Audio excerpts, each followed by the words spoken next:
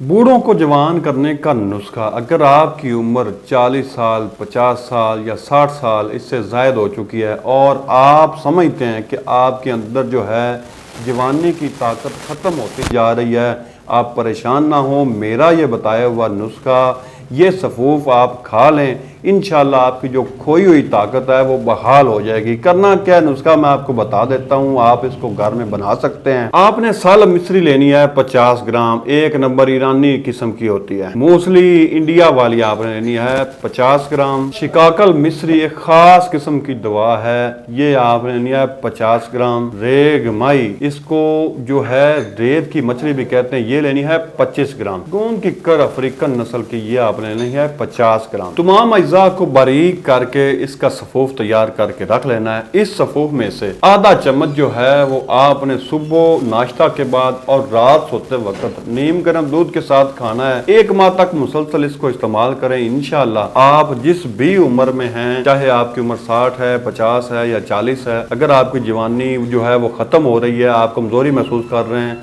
तो इसके इस्तेमाल से वो बहाल हो जाएगी।